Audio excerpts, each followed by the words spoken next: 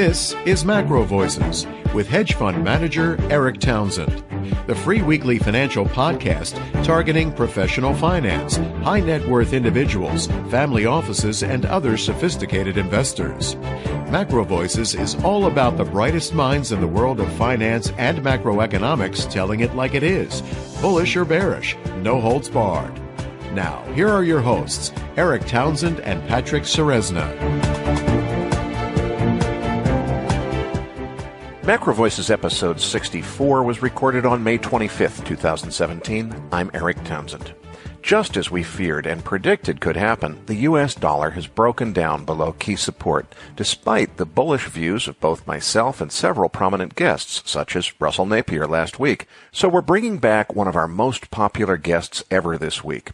Jeffrey Snider is Chief Investment Strategist for Alhambra Partners, and is without a doubt the most knowledgeable person that I know with respect to the Eurodollar system. I think you'll find Jeff's views on the U.S. dollar rally and what's really driving it completely different from what you've heard from our other guests, and they offer a very compelling alternative explanation for what has fueled this dollar rally to date. And I'm Patrick Ceresna. Now, before we dive into our market wrap, I wanted to mention that we taped this show around 2 p.m. on Thursday afternoon, so our commentary doesn't include anything that's happened in the markets throughout the remainder of Thursday. So, Eric, when we look at that S&P 500, we finally broke out above 2,400. It seems to be holding initially. What's your feeling here on the S&P 500? Yeah, I think this is it. I've been saying for several weeks here that even though I think it's already dramatically overvalued, it feels to me like we're just fighting off some round number resistance at 2,400. I predicted that we would move above it. There were a couple of quick little tests, just a couple points above it for a couple of minutes. But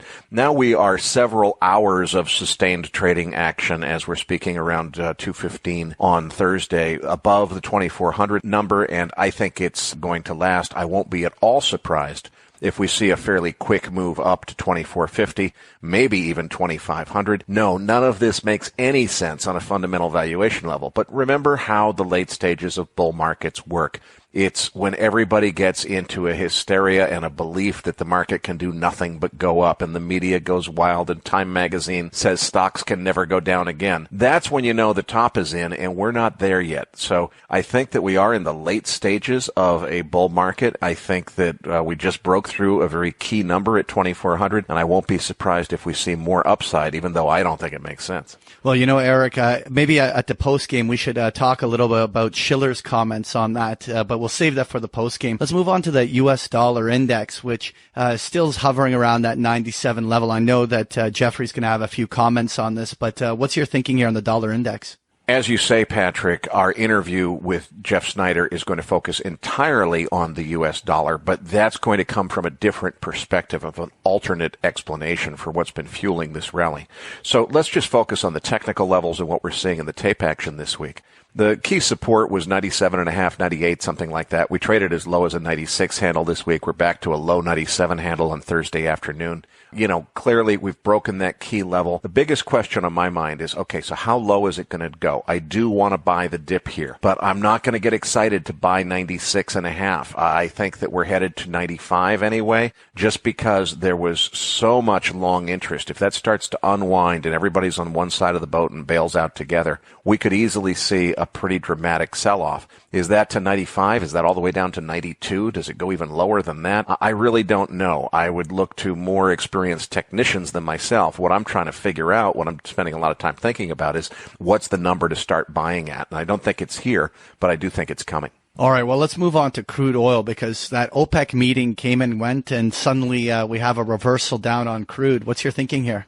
Boy, there's just way more that I have to say on crude oil than we have time for. So let's come back to this after the feature interview with Jeff Snider, and I want to get into the term structure and some trades that I see there, and some trades that I actually put on in the last couple of days. But as far as the usual headline information, of course, OPEC rather than inventory, which is usually the big driver of prices in a given week. This week it was the OPEC meeting, and as pretty much everybody expected, there was a lot of hype and hoopla, leading up to this. The inventory numbers did help because there was a bigger than expected drawdown. That just added fuel to the bullish fury. 4.4 million barrel drawdown in crude oil inventories nationally, 741,000 of that at Cushing, Oklahoma. Gasoline drawing down 787,000 barrels. Distillates 485,000 barrels. So drawdowns across the board. That, of course, is bullish. A whole bunch of hype about how OPEC is going to solve the future of the world for everybody. It all led up to a massive, massive rally way above the 200-day moving average, leading up to that OPEC meeting. And this resulted in a chart pattern that I call a golden stick save. Now, that's a totally made up by me name. What I mean is when you see the 50-day moving average descending rapidly, and ever since that big sell-off we had on April 19th, it looked like that 50-day moving average looks to me like a kamikaze pilot that rolled inverted on a dive on an aircraft carrier, was going to go blasting straight through the 200-day. Sure enough, just before the 50-day crossed the 200-day, which would be known as a death cross, a very, very bearish signal in technical analysis, OPEC saves the day with a whole bunch of rhetoric. We go screaming way, way, way above the 200-day moving average. That causes the 50-day to about face and basically parallel, just a hair above the 200-day, going right up into that OPEC meeting. And guess what? OPEC announces their 9-month extension of the same program that was not effective at changing inventory levels in any meaningful way. And everybody is all excited. And once the news happens, it's buy the rumor, sell the news. It wasn't a big enough deal. It doesn't really matter that much. Gosh, who could have seen that one coming? And on Thursday afternoon, after the OPEC news came out early this morning, we're seeing basically a crash in prices from a high print of $52 earlier in the day, testing briefly on Thursday afternoon a 48 handle.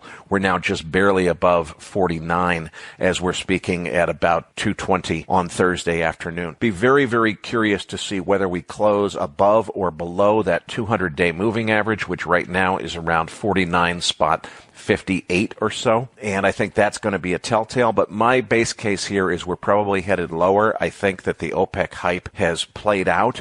And I would say, though, that I think that the better opportunities for trades here are in time spreads in the term structure as opposed to trying to pick a target price level and trading the front month contracts alone. So we can come back to that in postgame. I don't want to take up all the time before we get to Jeff Snider's interview because that's going to be excellent. All right, well, let's move on to gold. And gold popped all the way up to $1,260 earlier in the week, and that seems to have been the key overhead resistance. It's actually a technical level I've been watching with my members, and we've been just flatlining between that kind of $1,250, $1,260 area. What's your thinking on gold here?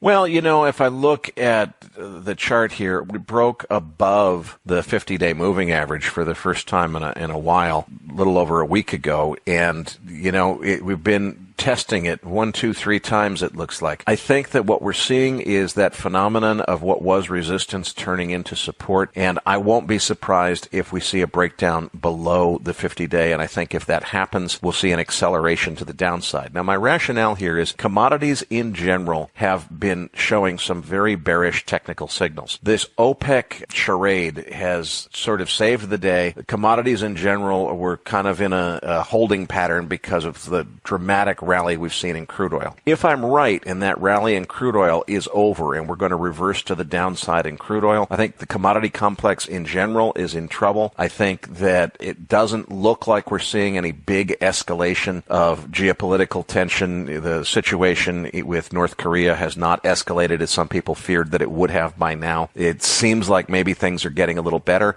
I think that you could see gold selling off here, but I don't really have strong conviction on that trade. There have been times in the past where I really have a conviction about gold. Right now, I'm kind of just waiting and seeing. All right, well, let's move on to the 10-year Treasury bond.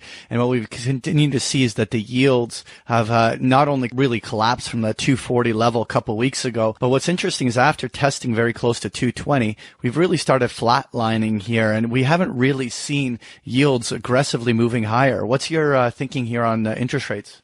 Well, we are back down below 2.25, and I think lower is still to come. At the moment, we're seeing the bounce in oil. We're seeing a lot of things going on. As these things sort of filter out of the system, I think you will eventually see a drift lower. It seems like right now there's support from a yield standpoint around 2.20. When that breaks, I think 2% is the next critical level, 1.8 probably after that, and then the next thing to come into view might actually be all the way back to a retest of the 1.36, which was so far the low that we've seen in the U.S. 10-year Treasury yield.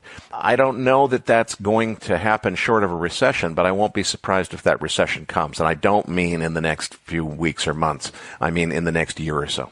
Returning as this week's featured interview guest is Jeffrey Snider.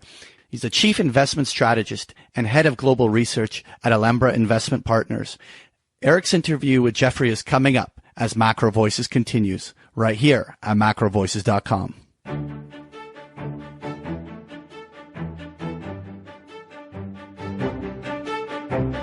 And now with this week's special guest, here's hedge fund manager Eric Townsend. Joining me next is one of our most popular Macro Voices guests ever, Alhambra Partners' Jeffrey Snider. Jeff prepared a fantastic book of more than 50 graphs and charts for this interview, so I strongly recommend that listeners download it before continuing.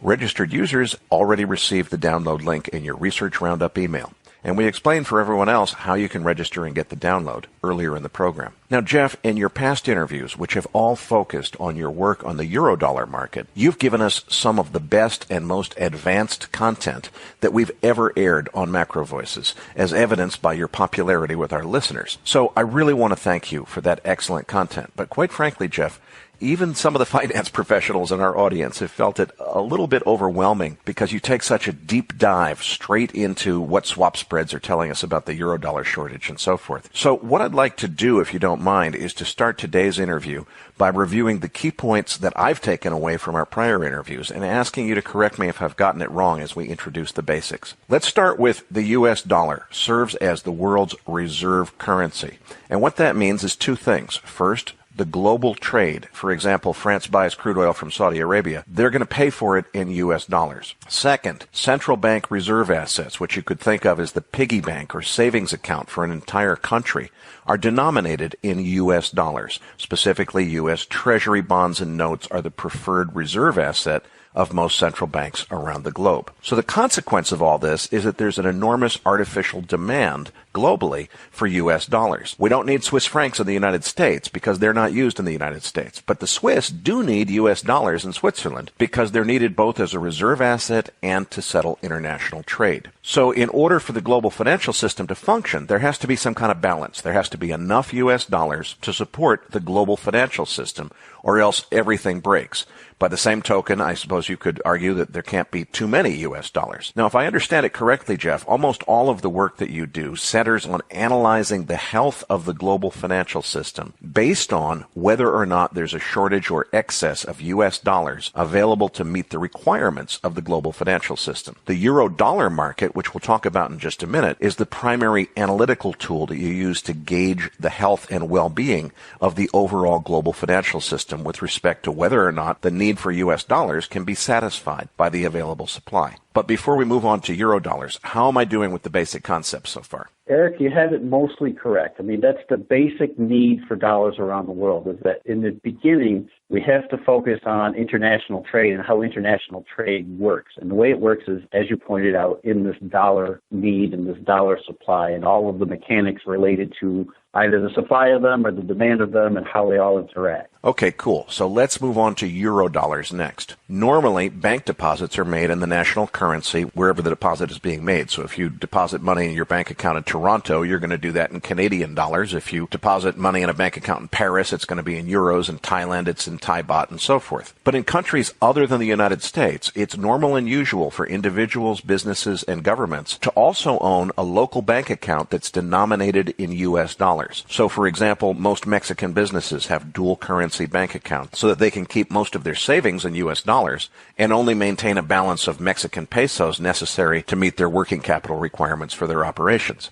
Now, the phrase eurodollar was originally coined to refer to U.S. dollars on deposit in non-U.S. banks someplace in Europe.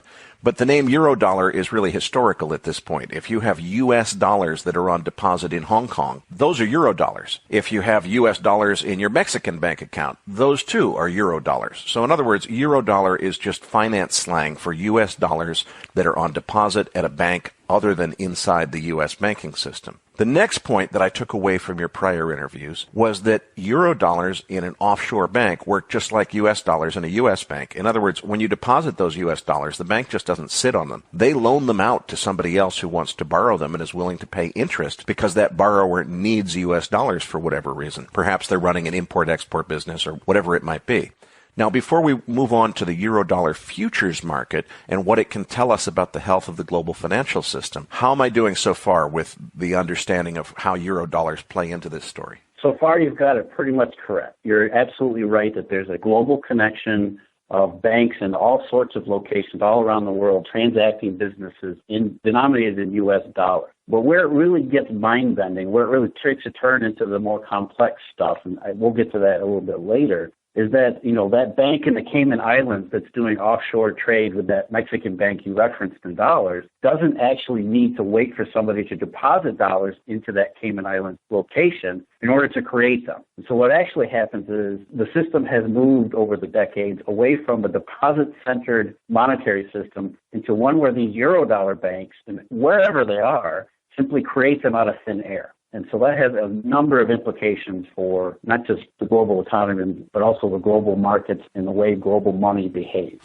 Well, and I think it's very fascinating to me, too, that your view about how eurodollars play into this system has such an impact on very fundamental things like the value of the dollar itself, because we've had a lot of guests on this program recently who have articulated a fairly consistent secular bullish viewpoint on the U.S. dollar versus other currencies. And to very briefly summarize the views of several of our guests, they basically think that the U.S. economy is healthier than other economies around the world. They think that interest rate differentials will attract capital away from negative yielding European sovereigns into U.S. treasuries, and they think that Donald Trump's policies pressuring multinational corporations to repatriate assets into the United States are all dollar bullish factors, and that these are going to lead to a massive dollar rally that maybe is only half over at this point, despite the recent downside in terms of short-term tape action that we've seen this week in the dollar index. Now, if I understand your view correctly, Jeff, ironically, you think that these bullish predictions these other guests have made are going to be proven true in the sense of the U.S. dollar appreciating, but you think that they have the story completely, totally wrong. You think that the reasons that the dollar is really going to appreciate have nothing to do with those fundamentals and everything to do with this global eurodollar shortage, which is the center of your analytical work at Alhambra Partners. Am I right to say that, or am I overstating your view?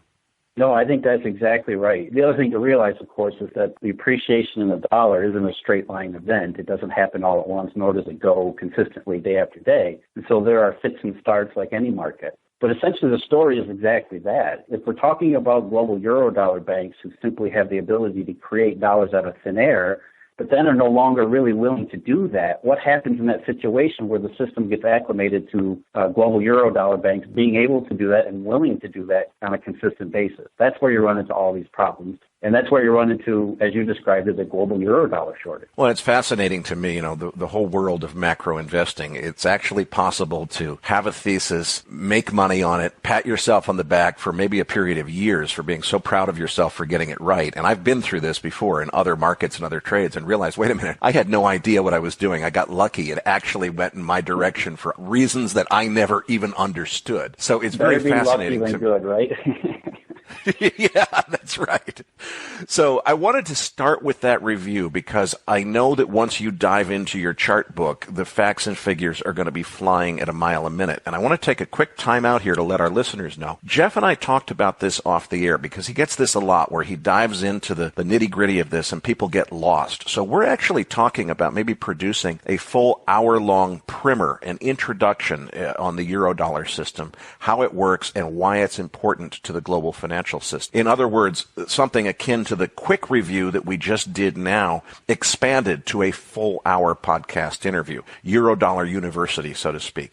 Folks, if you like that idea, let us know on Twitter, because we're thinking about doing it as part of our summer program lineup, and we need your feedback as to whether it's necessary. As for today's interview, I want to let Jeff go deep, as he's so good at doing, because I know a lot of you are waiting for that. So this particular chart book of 50 some odd slides, which again, you've got the download link in your Research Roundup email, folks. If you're not already subscribed, look for the instructions on how to get it next to Jeff's picture on our homepage at macrovoices.com. This one's titled To Disappoint Again. Now, I'm guessing that's a reference to the so-called reflation trade, and I'm guessing that you're not buying that it's going to save the day. So please elaborate as we get started with the chart book here. Yeah, you're exactly right. And the idea about reflation is that something different has happened where the global economy has gotten past all of the financial and economic storm of the past few years and finally put itself in a better place. And that better place is actually meaningfully different so that we can start getting back to the business of normal again. It's been 10 years since the economic crisis started, and it's about time that we actually go back to something more like normal. Even if we don't ever get to normal, at least something more like it. I think that potential has captured the imagination of quite a many people and quite a many investors. And I think there's, a big mistake or some flawed premises behind that. Okay, as I look at the next few slides in your presentation, you've got a quote from Ray Dalio here saying that it's unusual for social and political tensions to be so bad when the economic conditions are so good. But then you kind of point out quite a few slides saying maybe they're not so fantastic after all, looking at crude oil, looking at copper, looking at 10-year treasuries. We're not going to have time to pour over every single one of these slides. So give us an overview of the next several slides. What's the big picture story here? Okay, in fairness to Mr. Dalio, what he was really saying is that we have all sorts of long-term issues that we need to be concerned about, but at this particular moment, things do appear to be moving in the right direction, and in some places maybe even downright good. And what he was saying is that despite all the evident contradiction included in that analysis, that must be the case, that things must be good because, whether you look at oil prices being up sharply, commodity prices in general, the U.S. Treasury market is acting as if things are going to be better because, normalcy would mean rising nominal interest rates and a steepening yield curve. And those things did happen at the end of last year. And so it does seem to be a contradiction where the world does seem to be in a better place. But yet we notice that things aren't right, whether it's social or political tensions or even just general dissatisfaction in a way that we haven't observed in maybe since, the 1970s.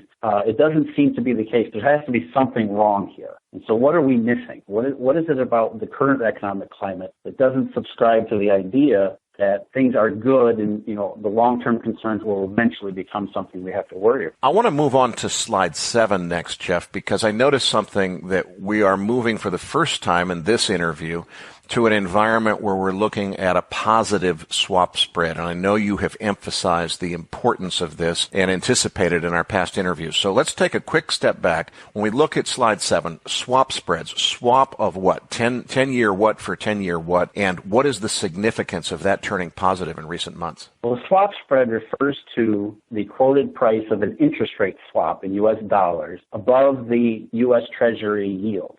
And so what it attempts to measure is the amount of risk contained in that swap price, because obviously people treat the U.S. Treasury yield as a risk-free rate. Therefore, in order for a counterparty to engage in an interest rate swap, they're going to need some kind of premium to do so, because when you enter an interest rate swap with a counterparty, there is some risk to doing so. So there should be a positive spread between the interest rate swap price and the U.S. Treasury. But what we have seen since 2008 is intermittently swap spreads have turned negative. And what a negative swap spread actually means is nothing. It's a complete nonsense idea. The market is not saying that the U.S. Treasury is more risky than the bank counterparty on the other end of the swap. What it tells us is that there is something wrong in the money dealing capacity, the systemic money dealing capacity, the availability of balance sheet capacity across the entire dealer network to essentially keep the system from becoming nonsense, to keep these swap spreads positive. And so one of the things that has happened during this reflation that maybe made it seem like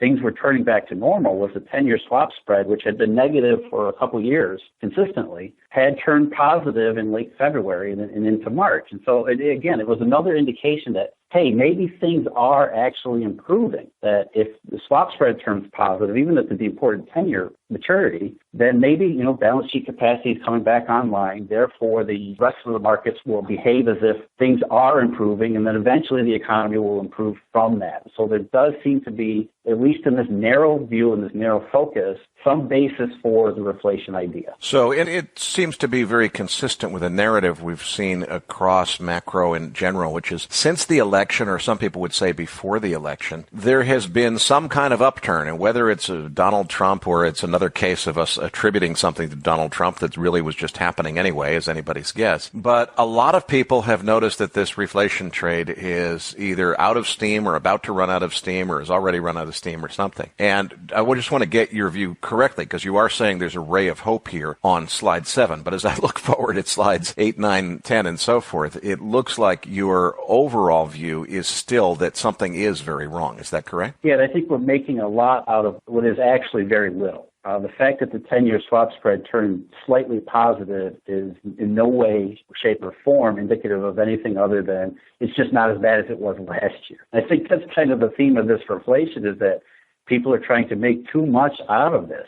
Yes, the economy has improved this year. Market conditions, whether it's swap spreads or basis swaps or any other kind of euro-dollar activity or indication, they are slightly better this year than they were last year. But that's such a low bar to surpass that it's ultimately meaningless. And I think one of the ways that became, almost hyperbolic, too much exuberance, was inflation. The PCE deflator in the U.S. finally hit 2% in February for the first time in almost 5 years. So you had the Federal Reserve's target of 2% inflation, which they're supposed to enforce. I mean, it's an explicit target now. And they did, an extra couple QEs to make sure that they could hit the 2% target. And yet it didn't happen until February 2017. But yet people are focusing on the fact that it did happen. That the fact that the PCE deflator and the CPI are above 2%, as if that is meaningful in a way that denotes actual improvement, as Mr. Dalio said in the quote that we provided at the outset of the presentation, that things must be good because things look like they're normalizing.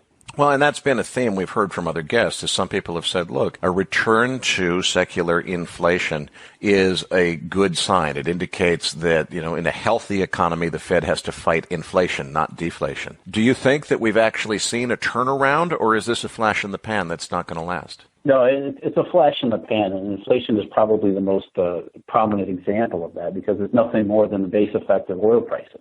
So, but in the interest of overall analyzing the climate that we're in, we also have to account for Federal Reserve policy. It's not lost on people that the Fed is raising rates at the moment. They've done 3 rate hikes in the Federal Reserve, which is now a band. They've done 3 rate hikes over the last couple of years. And so it feeds into this narrative that, okay, we've got 2% inflation. The Fed is raising rates. Things look positive. The 10-year swap spread went to above 0 for the first time. It does seem like things are, even officially, progressing in the right direction. And the Fed, for its part, hasn't actually acted to try to put the brakes on that, because why would they? I mean, it's in their interest to get people feeling happy about the way the world is. And so in several instances, they have what I would call refused to clarify the situation. And so they've highlighted all of these positives, and then later on in, whether it be official statements or speeches, they've actually stated the world as it actually is, or have they actually view it at this point. But for now, it appears to be in their interest, and implicitly what they're doing is to allow people to think that this reflation is real, and therefore the hope is that it becomes real. So if I summarize slides 1 through 12 in the chart book here, what you're really saying is that there are a lot of reasons to think that things are fixed and getting better, and a lot of indications are showing us that, hey, it's better than last year. Maybe we've seen a turning and it's all going to get better from here. But then in slide 13, I wonder if that's coincidence that it's unlucky number 13. You kind of say, wait a minute, there's some context needed to understand all this, and I think that context is going to explain why you don't think everything is really turning rosy after all. So why don't you walk us through the next several slides? Yeah, you're right, Eric. And I think what we're witnessing here is that those initial slides are almost like a sleight of hand. They're a magic trick or a bit of illusion where I think, again, people are making a lot out of what really isn't very much. And so I think what we need to do then is step back and take a look at whether it's the markets or the economy from a much wider perspective and to examine again, the internals in the monetary system and global financial condition that's behind all of this, and to actually try to analyze and unpack whether or not that's actually the case. Has anything actually meaningfully changed in 2017 as compared to 2016? And the more we do that, the less we find reasons to be hopeful about the current state of affairs, not just the long-term state of affairs, which remains frustratingly unchanged. Okay, so you point out on slide 14 that the 2011 crisis was mostly about Europe. Please explain what you're talking about here, and then starting on page 15, you've got several graphs and charts that show us some of the Treasury International Capital data, and please explain what it's telling us about the U.S. dollar. Sure, and one of the most important parts of the Eurodollar system, especially as in its basic construct from its initial founding in the 1950s and 1960s, the way that you talked about it at the beginning, where there were these dollar deposits in particularly Cayman Islands and Bahamas Bank. The Caribbean banks have played a central role in the Eurodollar system all throughout its history until 2011. And so what we find in 2011 was that the Caribbean banks, who had completely ignored the 2008 crisis, for whatever reason, decided they didn't want to do it anymore. And I'm sure there's any number of reasons, and you could probably call the individual Cayman Island banks and ask them why. But I think mostly it was because of their long-standing relationships with European banks that were doing dollar business with them. Because 2011 crisis was very European-centric. It had a lot to do with the inequalities and inconsistencies in Europe. That Caribbean banks, this Caribbean part of the Eurodollar system, judged their European counterparts as too risky to continue doing dollar-based business with them. So what you find is in May 2011, there was an abrupt withdrawal. And it hasn't abated since that. So despite the passage of, almost 6 years now, or more than 6 years, the Caribbean part of the Eurodollar system is not restoring that lost capacity. Now, I want to say something about the Treasury International Capital data, too. Now, this is not a dispositive, comprehensive view of the Eurodollar system. It's only a limited picture of it from a particular angle. What the Treasury Department captures is reported dollar liabilities of the kind that you described at the outset. These deposit liabilities between U.S. banks and their offshore counterparts. And so what we're witnessing by the TIC data is one angle of the Eurodollar system that we can use in concert with other angles to try to piece together an overall view of the whole system, which remains completely obscured. We talked about in 2008 very briefly the idea of shadow banks and shadow capacity, and that was a very, very particularly good term to use because what happens in the Eurodollar system is it all occurs, or mostly occurs, way beyond our view. And so we can only get at it through indirect means, and this is one way of trying to be able to piece together what's going on out there in the shadows. And if we use that as a basis to, again, corroborate other different views, we can start to put together a comprehensive view that tells us something meaningful about the system. And so what this particular piece of data says that in 2011, the Caribbean part of the Eurodollar system decided they didn't want to do it anymore. Now, I can't help but notice that there's a striking similarity. If I just look at this chart, I wish I had a Bloomberg where I could overlay the gold price on top of it, because everything's just up and up and up and away until May of 2011, then it falls off a cliff. Is there a connection to what happened to the gold price to this chart, or is that just coincidence? No, there is definitely a connection. It's not a direct connection, obviously, but there is definitely intricate relationships between this part of the Eurodollar system and the behavior of gold prices, because gold is a reflection in several different ways of the global financial system. And I think that, the gold price did note quite correctly, according to all the textbooks, that in 2011 there was a monetary problem that wasn't going to be fixed. And that's why I think you see gold prices that peaked around that time and only went lower from there, because it was essentially a deflation signal. So we've been talking, of course, about slide 15, which is claims on Caribbean banking system. But as I see on pages 16 and 17, you've got essentially the same chart for Europe and for Asia. The charts are very different shapes. So what story are these charts telling us about how what happened in Europe and in Asia was different from the Caribbean? And how does that flow into slide 18, which I think aggregates all of this?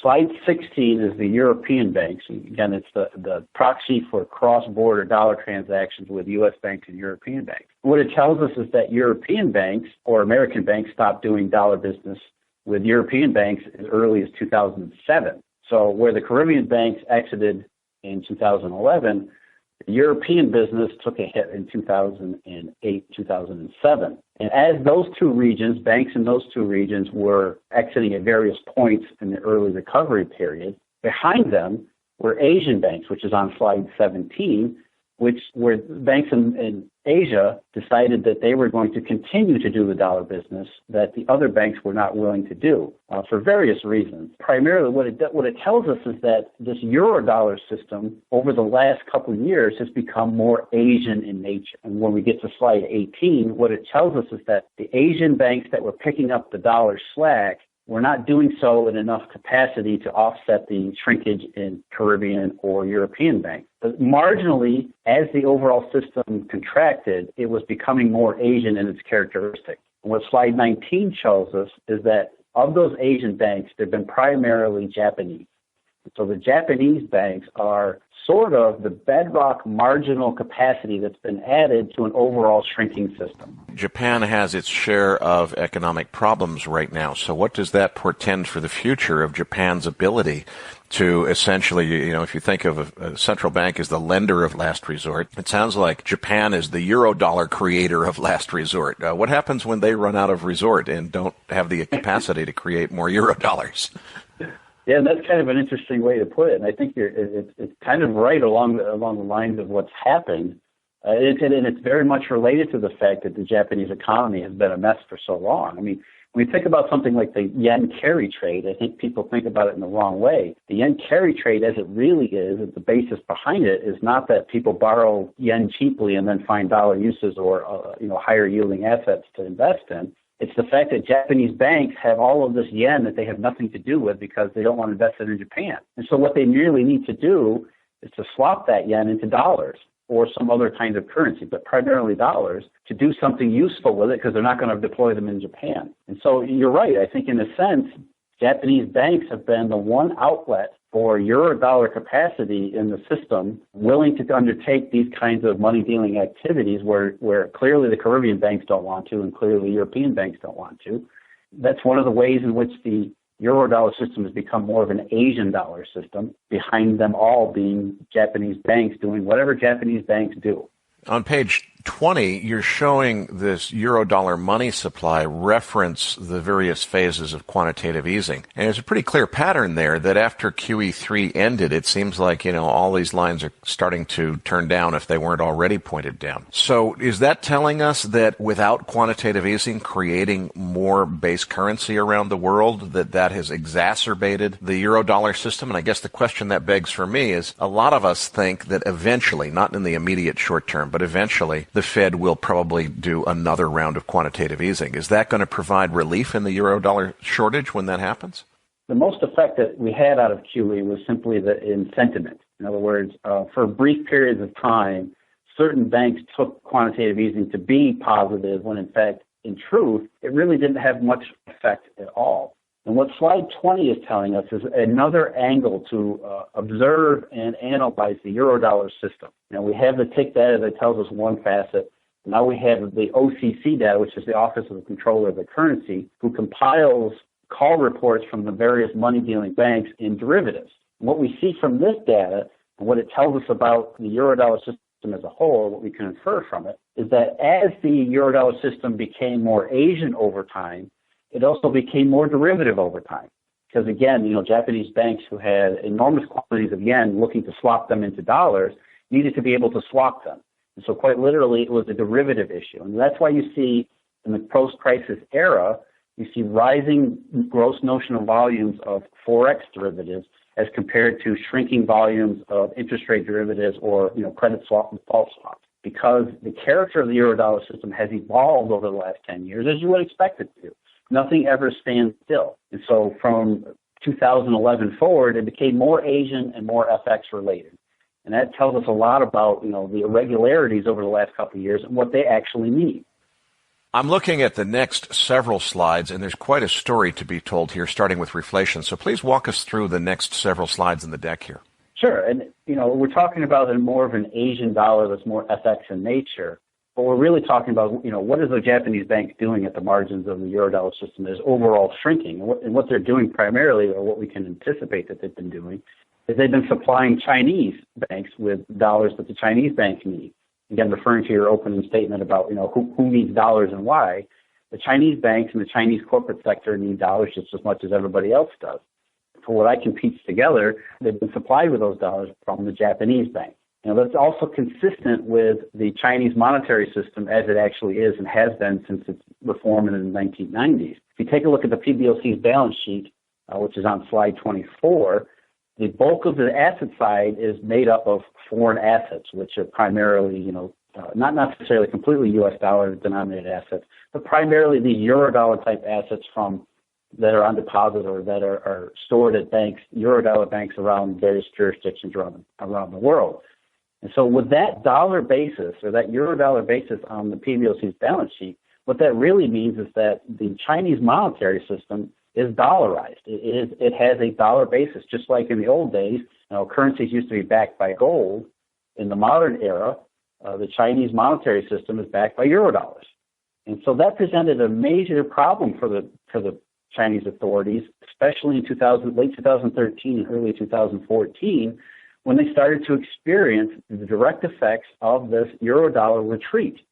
Even though they had been supplied by the marginal increase in Japanese banking capacity for dollars, overall, the Japanese banks appear to have gotten cold feet too, for reasons that are either specifically related to China, the risks of Chinese autonomy, as well as the reform agenda that created possibilities of defaults among at least the corporate sector and perhaps even some of the smaller banking system, especially the shadow banking system in China. But overall, what happened in terms of Chinese money supply and bank reserves, which are the bedrock of the RMB system, is that the dollar retreat from even Japanese banks starting in 2014 created enormous pressure on the Chinese system, because if your asset side is shrinking as a central bank, you can either offset it in internal RMB programs, printing RMB and using it for various liquidity in various means, or you can allow the liability side, which is the money side of your balance sheet, to contract with the assets. And that's what the Chinese actually chose to do in 2015. There was actually a contraction in their bank reserves from March 2015 until February 2016. And the way in which they chose to offset that initially was what is presented in slide 26. In other words, they used the traditional monetary stimulus means. They cut interest rates, they cut the reserve requirement, thinking that by doing so, they would allow Chinese banks who built up a tremendous amount of RMB reserves would then deploy them so that the PBOC wouldn't have to adjust to its shrinking asset side. And what they found out was that was a horrible choice to make, and it was the wrong choice to make, because Chinese banks ended up hoarding RMB rather than supplying the system with it. And so you had the parallel contraction in bank reserves along with the hoarding, and the result was obviously the global turmoil that presented itself all throughout 2015 and early 2016. So starting in February 2016, the dollar system didn't change. There was still a dollar problem on the asset side of the PBOC's balance sheet, but they decided instead that they were going to not allow that to contract bank reserves. And so they went from February 2016 forward. The PBOC has gone on essentially an enormous RMB expansion. But that also creates a problem too. Even though they've gotten bank reserves growing again, which is presented on slide 27, it's not growing at nearly the rate it needs to, and it's not going anywhere near enough to offset the contraction in 2015. And the reason for that is because as they add RMB through these various programs, which you see on slide 28, the result of which is they have de-dollarized the PBOC balance sheet, which means RMB, the Chinese currency, has been de-dollarized. And so the PBOC has a very hard balance to choose from, whether or not they want to continue to allow the monetary system internal to China to continue to contract, or whether or not they want to just go for it and print as much RMB as possible. And I think what they've tried to do is try to balance those risks in a way that I guess made sense to them, but in a way that has caused all sorts of other problems that maybe they anticipated and maybe they didn't. And that's where we get into slides 30 and 31, which is that as they have allowed bank reserves to grow, but in a restricted fashion, they have essentially placed a liquidity ceiling on their largest banks. And because there's a liquidity ceiling on the largest banks, those banks then have an option, which is to either continue their activities in internal Chinese money markets or to lend as they're supposed to according to their lending and loan target. And obviously they've chosen the latter, which means that the internal Chinese system has been stripped of its liquidity capacity alongside the U.S. dollar system. And so what we get then is where we find rising Chinese money market rates, as I've shown in slide 32, that are then an indirect and removed reflection of overall dollar system. So we pay attention to the Chinese monetary system because it's another way of analyzing the euro-dollar system and how its dysfunction becomes something that we can visibly observe. So as you're saying here, Jeff, on slide 33, what we're looking at, if I try to summarize everything that we've discussed so far, is the dollar pressure that we talked about in your interview last year. It hasn't disappeared. It's a little bit less than last year. But structurally, all the factors that are leading to this, and the one that you mentioned that scares me is this de-dollarization thing, because that has the risk of turning deeply political. Sergei Glaziev in Russia is pressuring Vladimir Putin to try to partner with China to de-dollarize, to get rid of dollars. And you've said that Asia has become the primary creator of eurodollars that are needed to keep the dollar's role in the global economy working. So it seems like a huge vulnerability, and that definitely gets my attention. But I think we're kind of changing gears here on slide 34 forward.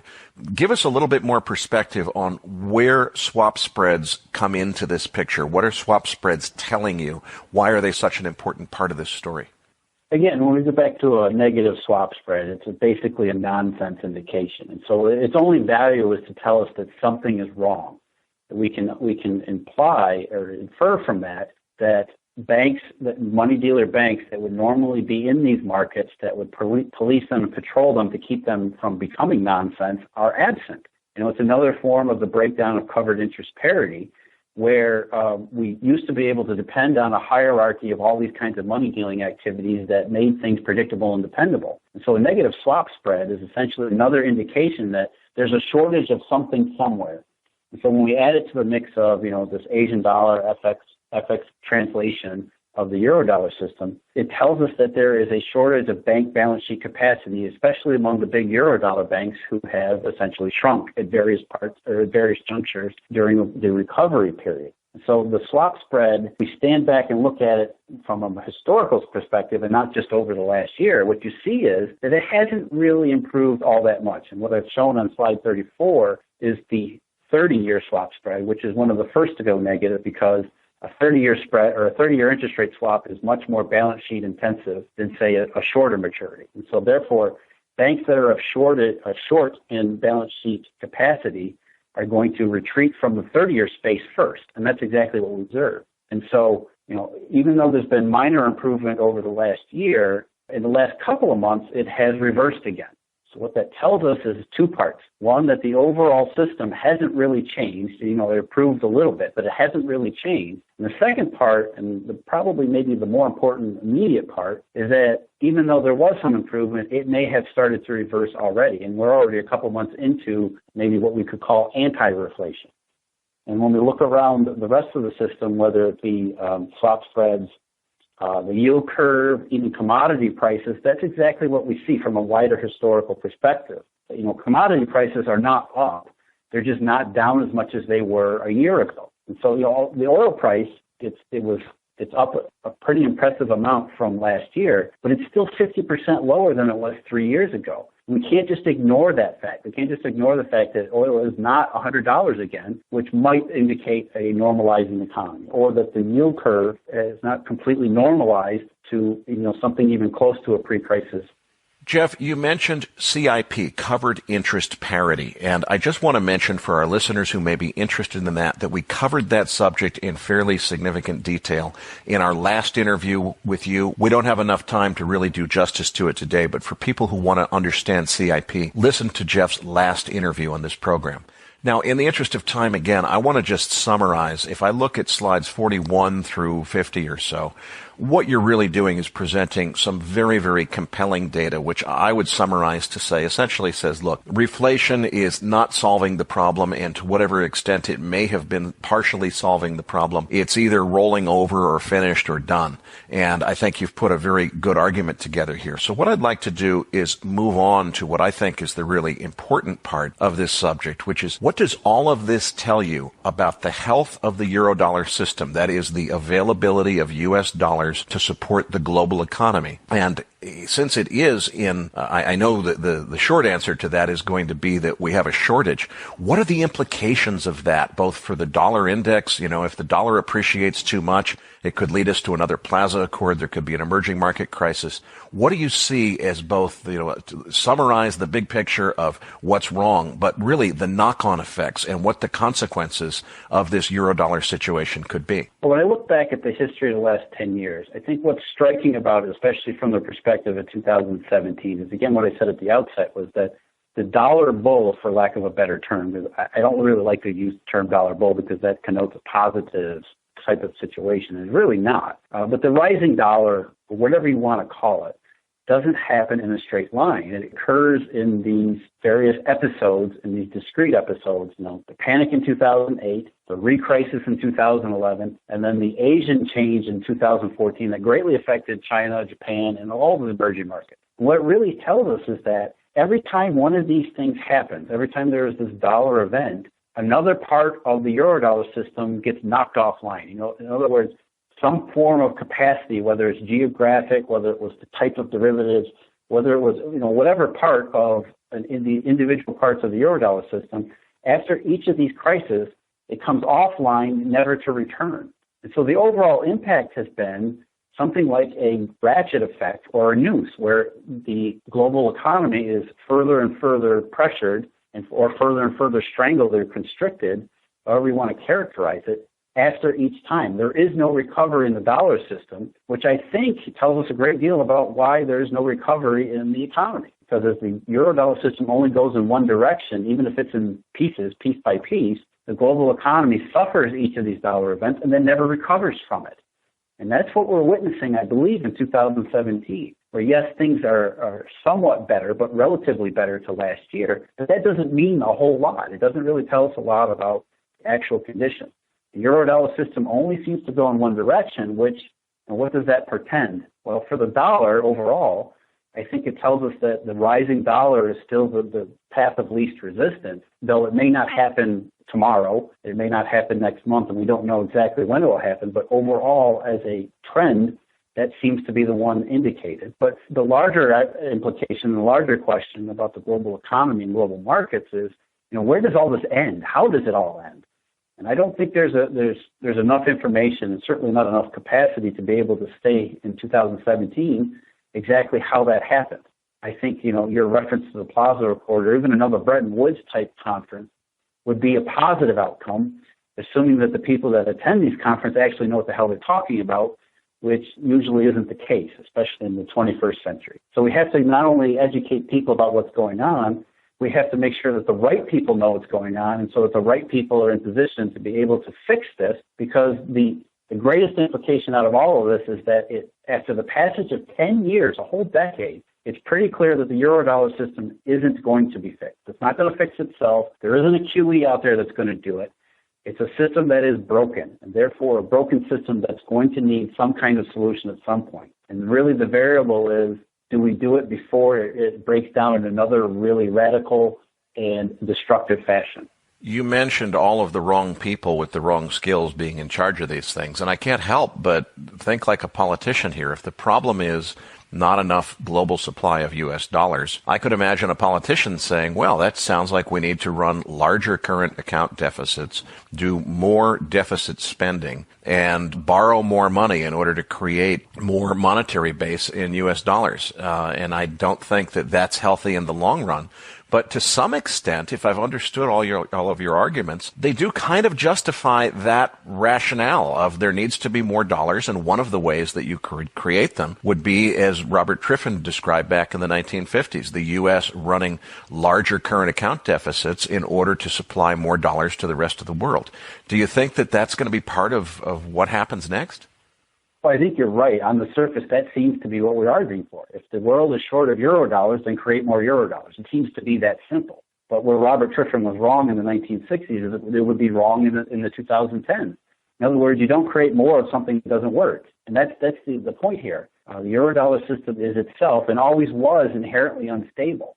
Therefore, it can't survive its own internal contradictions. And now that we're all aware of these internal contradictions, like it or not, that's the reason why all of these banks are getting out of the Eurodollar business, because they know it doesn't work. And so somebody stepping in, whether it be a government or some other capacity, to try to recreate the Eurodollar system or increase the quantity of Eurodollars in the global marketplace is the exact wrong thing to do, because then you're creating more of something that doesn't work. The solution to this is to find out what does work, what can be stable. And unfortunately, I think, you're correct, Eric, that most politicians don't think in that kind of depth. And so it's the easy solution would be to say, you know what, if we have a shortage of Eurodollars, let's just do more of them. And that would be the exact wrong thing to do. And I think, by the way, that's the Japanese solution in their own internal yen. That's why the Japanese have lost several decades, because they've just decided, well, we'll keep doing more of the same thing that doesn't work. I could also imagine politicians saying, look, this is evidence to justify why we need to move to a global currency, which a lot of politicians would like because it tends to centralize power. It leads to the creation of a global central bank, and it potentially allows governments to be more effective in taxing people.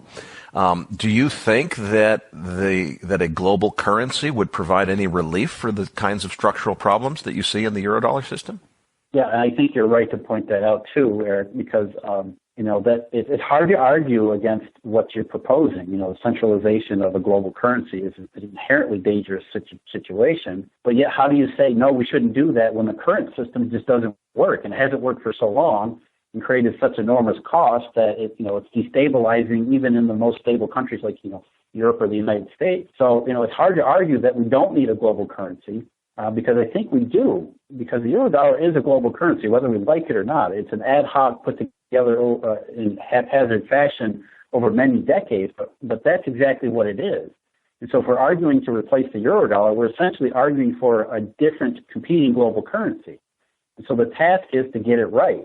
We want to do it so that it's not something that can be too centralized, but in some ways it has to be stable. So, it's going to be a tremendous problem with all sorts of competing factions all looking to do different things where, it makes it a very difficult thing to solve. Well, I cannot thank you enough, Jeff, for another fantastic interview. And I just want to describe to our listeners that what we've done here is we've gone through your book of charts that really shows us current data, what's happening this year in markets, updated graphs and charts that make this case. But as you and I have discussed off the air, another opportunity that we may explore is to do a more foundational, timeless session where we're going to talk not about what's happening this year, but just essentially Eurodollar University, explaining the Eurodollar system in more detail than we did at the beginning of this interview, so that people can really develop a foundational understanding of how it plays into the global economy. So please let us know on Twitter if you like that idea. You can tweet us at Eric S. Townsend and at Jeff Snider _AIP. Let us know how you like that idea, because we are considering it as part of our summer lineup here on Macro Voices. Before we close, Jeff, tell us a little bit more about what you do at Alhambra Investment Partners. I'm a research director here in Retail Investment Advisors, located primarily in Florida, but with offices throughout the country. We do the portfolio management services that are tailored to this more high-end view of evaluating global macro and market risk. And people can reach you through your website at www.alhambrapartners.com, and I think we've got a link to that in the Research Roundup email. We're going to have to leave it there, but Patrick Ceresna and I will be back as Macro Voices continues right here at macrovoices.com.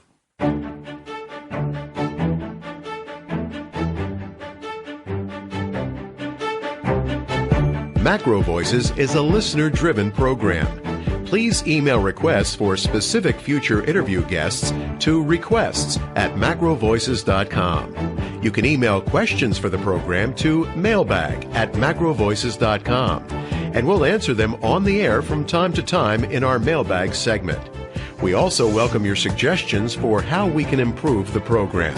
Now, back to your hosts, Eric Townsend and Patrick Ceresna. You know, Eric, it's always interesting to listen to Jeffrey. He is bullish the U.S. dollar, but he's bullish from a distinctly different perspective. What stood out for you in the interview? Well, I think, as you said, it's a totally different view on what's really been driving this dollar rally. And I have certainly been in the position before of making money on a trade, feeling so proud of myself because I'm so smart that I understood the global macroeconomy and I made the right trade. And then a year or two later, I figure out that I had no freaking clue what was really going on. And I made the wrong bet for the wrong reason because I didn't understand and I happened to get lucky. Wouldn't it be funny if Jeff is right and all of us who have had this macro-driven view about the U.S. dollar actually have totally missed this real story, and the reason we've been profitable in that trade is actually because of this global euro-dollar crisis that Jeff describes. I'll tell you, Patrick, what I would really love to find, maybe some of our listeners can help us. I listen to a guy like Jeff Snider. He's so smart. He knows so much about euro-dollars. His whole story makes perfect sense to me. It seems very logical, very well thought out. But I can't think about it critically and say, what's the other side of this argument? Because I don't know enough about it. I would love to find a guest to invite on the program who knows every bit as much about the euro-dollar system as Jeff Snider does, but for whatever reason has a contrasting view, thinks that Jeff has it all wrong and it's really, the other way because of such and so forth. I would love to hear the other side of this argument because I can't find any fault with what Jeff says, but on the other hand, I'm not nearly as expert as he is on the international capital flows and indications. He's talking about swap spreads or telling us a story about the euro-dollar system. Makes sense to me, but, is there another side of that argument? I'm not sure. Now, Eric, you included a chart in this week's research roundup on the term structure crude oil markets. Now, you included it for all of our members to see. So why don't you explain what you're seeing and why you wanted to share it with everyone? Well, why I wanted to share it with everyone is I really saw what I thought was an outstanding trade opportunity for more sophisticated traders who are able to trade spreads in the futures market. I have started, in the interest of full disclosure, to short what's known as the December or DECE red time spread. What that meant, I don't know where this crazy lingo comes from, the trader slang, DECE red. Who made that up? I'm not sure. What it means is the December 17 through December 18, the 1 year time spread, the difference in price from the December 18 and the December 17 futures contracts for crude oil. If you look at the chart, the link is in your research roundup where it says evolution of West Texas Intermediate crude oil futures term structure. That top term structure that you see in the light color there is the March 31, end of March. The third one down is the end of April. And you can see that what's happening is we're moving from backwardation in March to a little bit less backwardation in April. And then by May 8th, we get to no backwardation. And there's contango in that DECE red spread, which is inside the red box. So it's actually an upsloping line. I think that is the secular trend. That's where we're heading as the OPEC narrative collapses. What happened in the lead up with all this hype and hoopla to the OPEC meeting is you got that second term structure that from the top, the one in the brightest yellow, and you see there that there's a pretty steep backwardation. I actually I shorted a whole bunch of DECE red spreads yesterday at about 90 cents. So it moved from a contango of about 18 cents to a backwardation of about 90, I think it went as high as 95 cents. I'm kicking myself, believe it or not, Patrick, because I only put on a short of about 900 contracts. I was waiting for it to move all the way to $1 of backwardation where I was going to double down on that, and unfortunately we never got there, so my trade size isn't where I want it to be. But as the futures traders in the audience know, 900 contracts is a pretty big position. So I was hoping to share this trade with listeners so the more sophisticated listeners that trade futures could maybe put it on. Unfortunately, we've moved from 90 cents of backwardation all the way down to 35 cents of backwardation, so I guess the entry opportunity was missed. I expect that we are going back into contango there, and I think that this was basically just a emotional reaction to, oh boy, OPEC's OPEC's going to have an announcement that's going to create backwardation in the market. Everybody's putting the trade on. Think back to 6 months ago when the same people were betting on the calendar spread options from June to December, and they thought that was going to go into backwardation. Well, that just expired. Look at the left side of this. You see that contango on the front of the term structure. That has to be there if there's a storage issue. The only way we can get to backwardation at the front of the term structure is if we don't have a shortage of storage capacity. And it is going to come out of the system, but it's going to take a long time. So the people who are betting in the other direction, thinking that there's going to be more and more backwardation in that D-spread spread, which is, some people call it 2018 strip, meaning the difference between the beginning of 2018 and the end of 2018. I think they're wrong because we are not going to draw down storage quickly enough in that time frame. By the time we get to Thanksgiving of 2017, when those calendar spread options would be about to expire, I think you're going to see that spread in contango. And when we got almost to $1 of backwardation, it just seemed like a screaming short to me. I guess we've missed the entry opportunity, unfortunately, at this part, but I still wanted to share the chart with our listeners. Well, thanks, Eric. But now I wanted to also just quickly talk about, because Eric, you included me in that email exchange that you had with Art Berman. And Art Berman responded by saying he's still in that camp, that supply will exceed demand,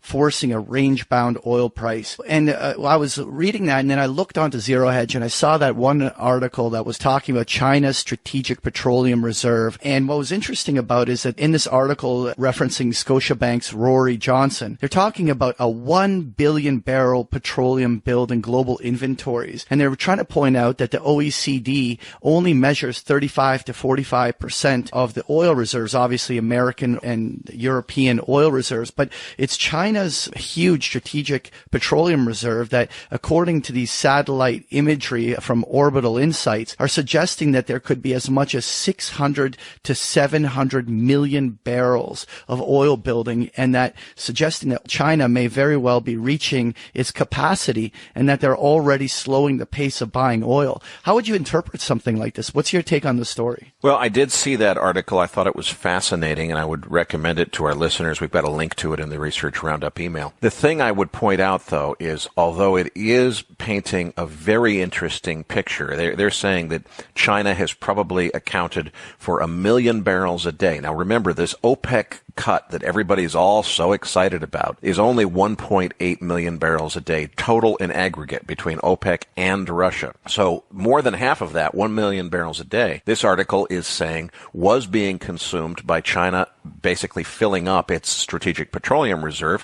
When that thing is full and they don't have any more room, that means that there's going to be 1 million barrels of demand coming out of the system because China doesn't have any place to put more purchases of strategic petroleum reserve assets. It all makes perfect sense. But you know what I would say? I don't know for sure whether that article is right, and neither do the people writing it, because if you read between the lines there, they're talking about satellite images. They're talking about how J.P. Morgan had estimated last year that China's SPR was already full, and it turned out that that was wrong, and now the satellite imagery says that it's really bigger than they thought, but maybe that's wrong too, and maybe it really is filling up now. Well, maybe it isn't filling up. So I think the way that this plays in is, if they're right, and I think that we should think of this as a hypothesis, not a proven fact or anything, but the timing of it. If it's right and China is about to reduce its oil purchases by 1 million barrels a day because they've run out of places to stockpile it, the market is not going to interpret that correctly. They're going to interpret it as if OPEC's production cut extension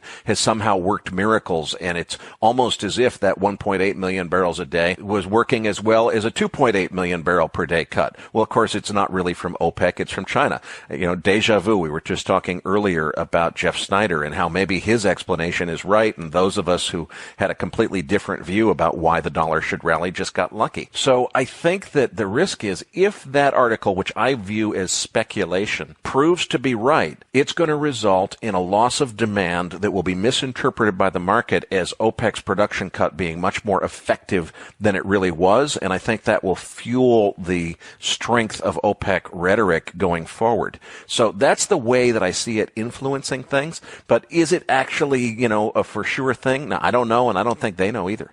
Now, finally, I wanted to actually discuss the big Main Street media headline of Robert Shiller suggesting stocks could increase 50% from here like they did in 2000. And you know what? The media has just taken this by the horns and construed it to be so super bullish, you know. And I'm trying to reflect as to what Robert Shiller is thinking here when he's making this kind of a comment, because on the surface, it really feels like he just went Martin Armstrong, where Martin Armstrong is talking phase shift was where we're going to go parabolic in the stock markets. And really what I interpret the Robert Shiller doing here is saying, well, look, just because, you know, his index, the Shiller KPE ratio is very close to 30 doesn't mean that it has to stop here. He's trying to be objective. He's saying that back in 2000, it hit 30, but then just kept going to 45. And, you know, so he's just kind of trying to put this objective view that, look, that doesn't mean the stock market has to reverse here. But by construing it bullishly, I kind of look at it and say, well, look, in 2000, it did go from the PE ratios of 30 to 45. But if you held for 2-3 years and you held till 2002, 2003, you got murdered. So you actually had to be a trader to have participated in that move higher. And I think by accident here, they may be actually drawing a lot of the dumb money in retail into the market from someone that is naturally not a market timer. Well, I couldn't agree more with your view that what Shiller really said, not the way it was reported, was just to say, hey, just because the market has gotten to an overvalued level by his historical measures doesn't mean it's not going to stay irrational any longer. And, you know, the market was overvalued in 1999 and early 2000, but it kept going up from there. And I think that what is most interesting to me, though, is the media's reaction, because as you said, they're taking something out of context and they're just putting a ridiculous bullish spin on it. Well, what happens, Patrick, in the late stages of bull markets is that the media does precisely that. The old joke is that, you know, the top is in when the cover of Time magazine says stocks cannot go down, and there's lines around the corner of people trying to open retail brokerage accounts who are not qualified to trade or invest in anything. And, you know, the dumbest money comes in at the very top, and that's when it's all over. We're not there yet. And I think that Shiller is right, that there's plenty of room for the hysteria to continue. The media is doing exactly what the media is known to do in the late stages of bull markets, which is to put a bullish spin on everything, even though it doesn't really make sense. And that's what's happening here. But the question in my mind, since you're the guy who teaches traders, is how do you trade this? Because, you know, you want to be bullish if it's going to go higher, but at the same time, I wouldn't want to be exposed to a big long position in the stock market, because you never know when that reversal is going to come. And boy, it's going to hurt when it does. Well, Eric, I'm sure our listeners aren't going to be shocked by my answer, but call options are a no-brainer here. I look at the asymmetry of using options, but it's about the fact the volatility is so low. Now, while many of you may see the VIX trading down at the 10 handle, so when you look at options on the SPY and you're going out, let's say, to July, you're getting an implied volatility on a call option that's just slightly in the money, very close to 9%. I mean, you have almost no volatility risk. You're not paying any big time value, and you get the asymmetry that your risk is defined to the cost of the option. And so at this stage, if you're turning around and you go long the market with just some of these really cheap options that don't have a lot of vega risk at this stage, you can participate on the upside. And at the same time, if the whole rug gets pulled out from under this market, your risk is limited to the cost of that option, which allows you the exit strategy in an illiquid market, right? Yeah, the thing I would question you on, though, is you're talking about going long call options. That makes perfect sense.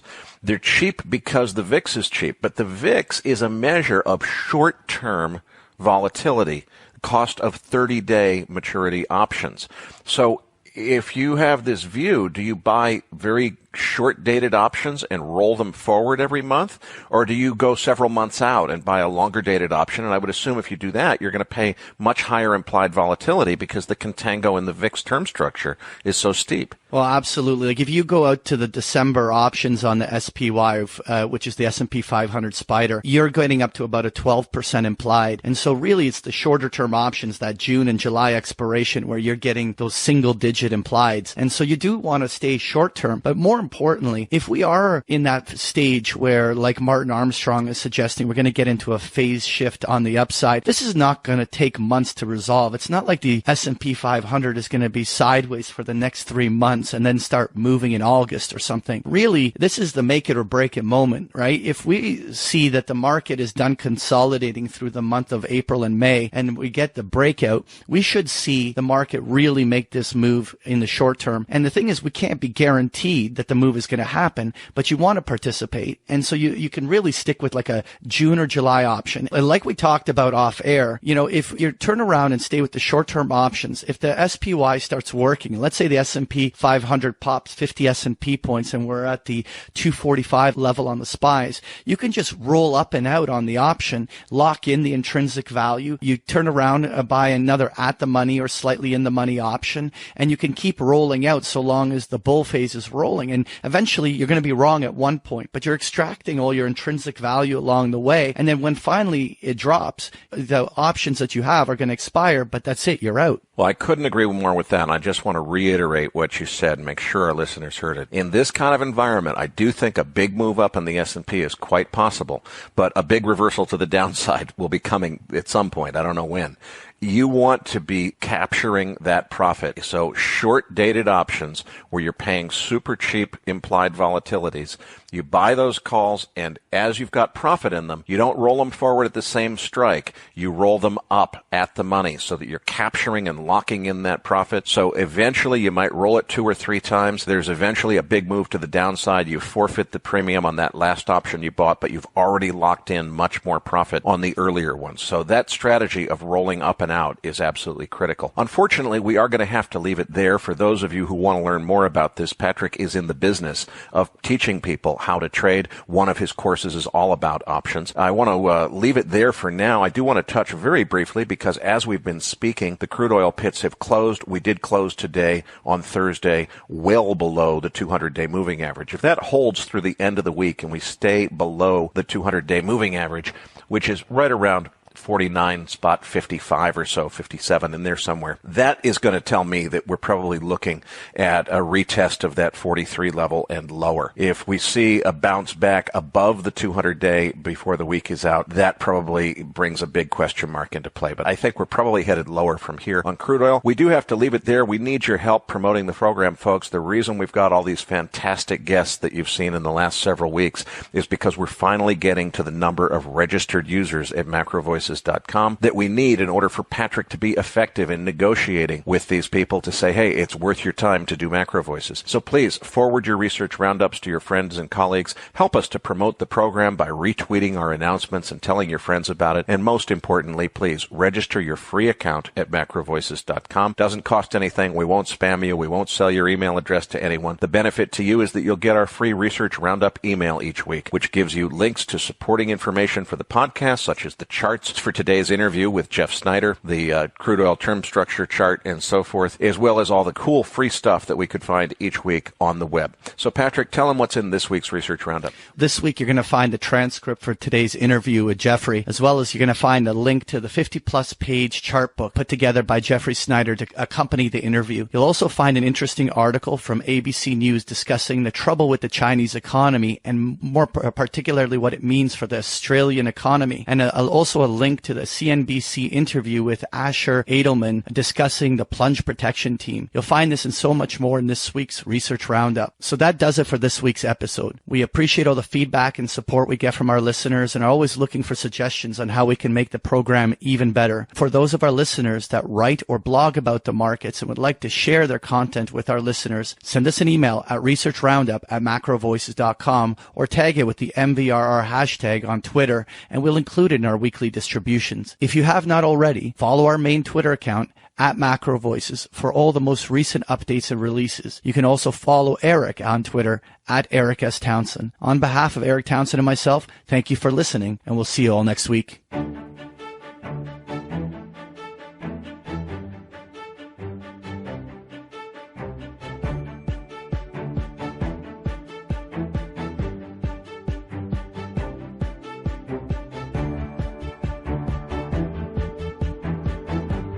That concludes this edition of Macro Voices.